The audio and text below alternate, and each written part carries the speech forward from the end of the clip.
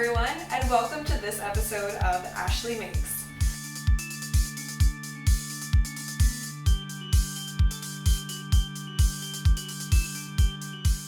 I'm your host, Ashley. Welcome to the show. Today we're going to be making Grammy's chocolate cake. This cake has been a favorite in my family for so many years, and I'm very excited to share this recipe with you. I spoke to my grandma a bit about where she came up with this recipe, and she actually found it in the newspaper as a newlywed in the 1950s. She liked it because it didn't contain shortening, which would have needed a hand mixer or a power mixer to use, and the recipe didn't contain any eggs. All right, first up, I need to get an apron on. Perfect. The next thing I would like to do is preheat my oven to 350 degrees Fahrenheit.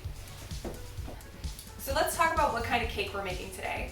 Grammy has written down on the back of the recipe card that this recipe will make 1 9x13, 2 8x8 cakes, 3 round layers, or 2 to 3 dozen cupcakes. Now I'm gonna make cupcakes today because that's just kind of my favorite way to portion it out. I happen to make bigger cupcakes. I think I have a bigger cupcake tin than what Grammy has. So mine typically come out to be only 1.5 dozen cupcakes, maybe 2 dozen if you do a little bit smaller.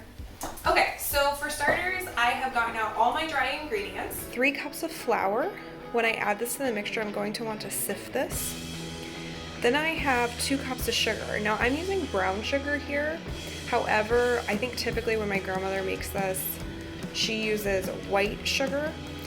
I don't have white sugar in the house right now, so brown sugar will work just fine. You'll want a 1/2 cup of cocoa powder. It is probably the most needed ingredient in this because it's a chocolate cake.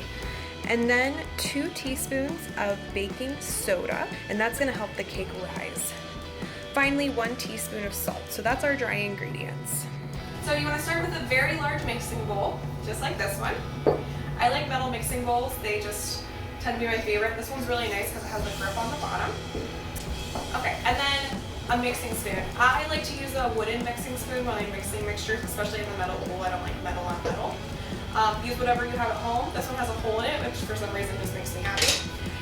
When I go to get the mixture out of here, then I'll switch to a silicone spatula just because it's easy to get all the mixture out of the bowl. So as we add the flour, we're going to want to sift the flour into the bowl.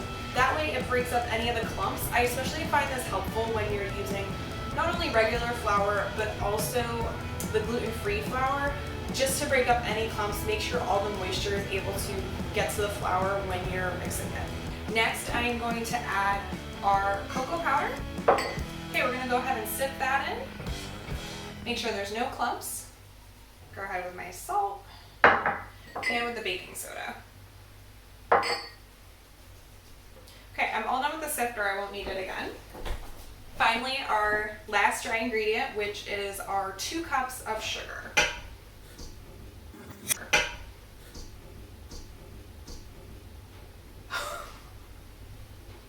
That wasn't supposed to happen. Just gonna put some of that back in here. Then you're gonna stir it all together and hopefully not make a mess.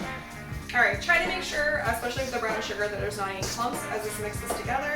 For our wet ingredients, we're gonna start off with 2 cups of water, 2/3 a cup of oil. I'm happening to be using olive oil, but you can use whatever oil you have in your house. Probably vegetable or canola oil is most typically what my grandma would use. 2 teaspoons of vanilla extract. And finally, 1 tablespoon of vinegar, and this will be our last ingredient before we mix. Okay, I'm gonna go ahead and get started by adding my water to the dry mixture. And I'm just gonna start stirring it as I'm adding it. Then I'm gonna switch hands because I'm not actually right-handed, so it makes it a little more difficult to stir. And as it starts to get a little more wet, you don't have to stir it all the way, I'm going to add my 2/3 cup of olive oil. I actually might have measured a little too much here, but that's all right.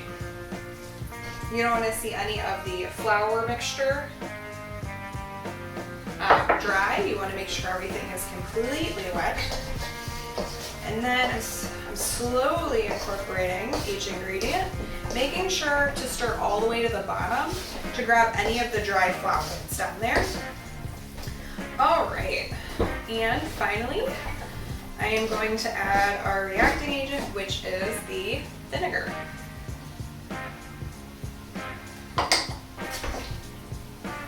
And this mixture is already starting to look fluffy. It's actually changing colors where the vinegar is. I'm gonna pull the camera over so you can see.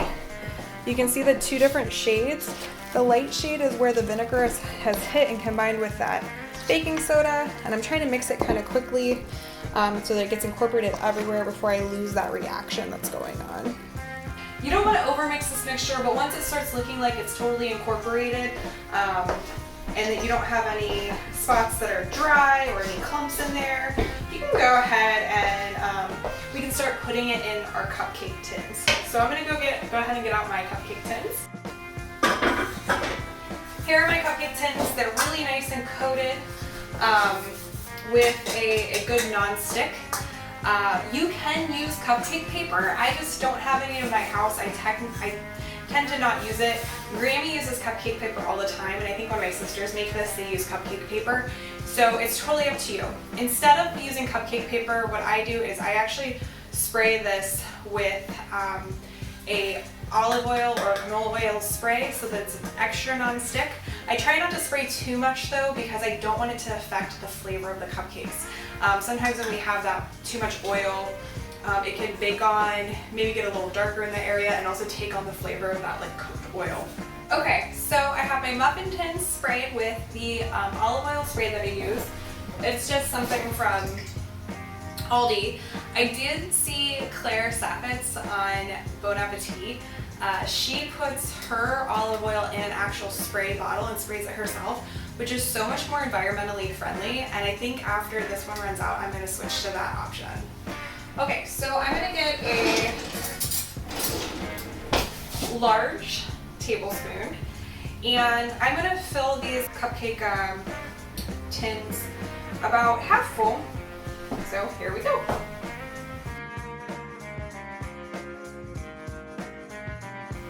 So I just got done filling all 12, and then I go and do a double check to make sure they're all even, which I can see a few that maybe have a little lighter on the batter than the others. So then I'll just top them up a little bit. And I'll go ahead and give them a little bit of a shake just to kind of get all the batter to be a little even. We have almost 2 full trays of the cupcakes. Like I said, Grammy can make these to be 2 to 3 dozen. I think her muffin tins are just a little smaller than mine. She also might not fill them as full as I do.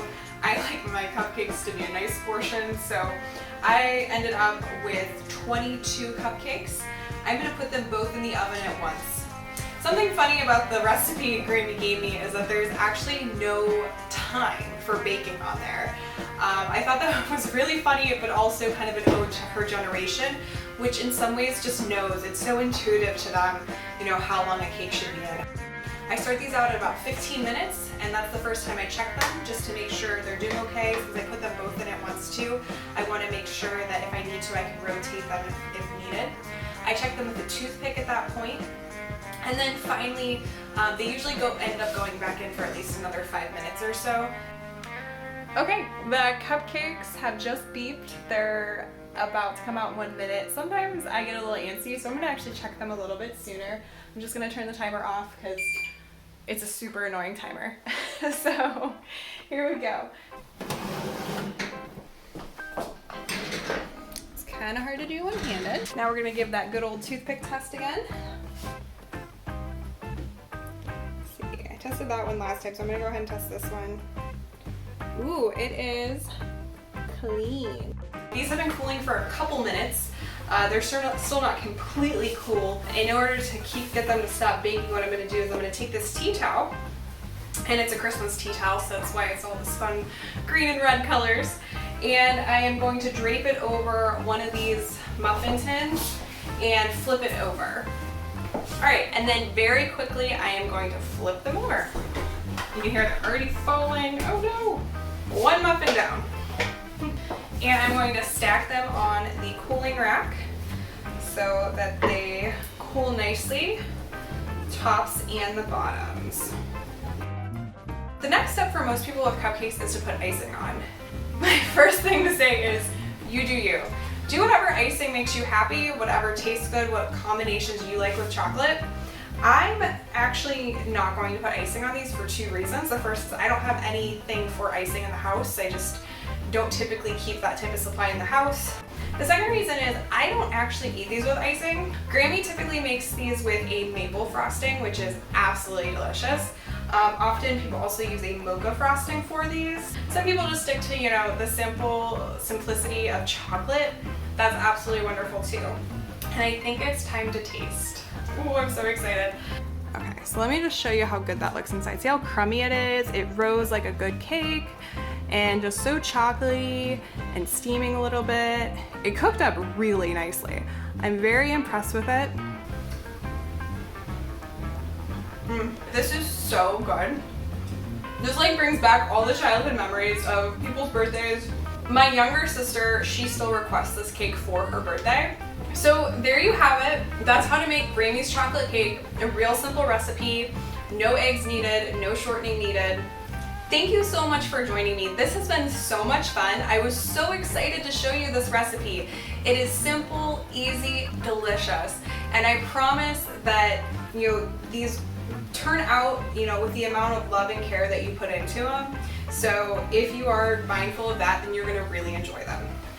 YouTube has kind of given me the indication I'm supposed to say like, comment, and subscribe at the end of my videos. So here I am saying like, comment, and subscribe at the end of my videos. If you can, that would be great. If you don't, that's fine. It's okay. My self-esteem is not based on social media for most of the time. Well, sometimes it is. But I'd love to hear what you have to say about making the cupcakes if you do try it. Stay well, stay safe. This is Ashley Makes.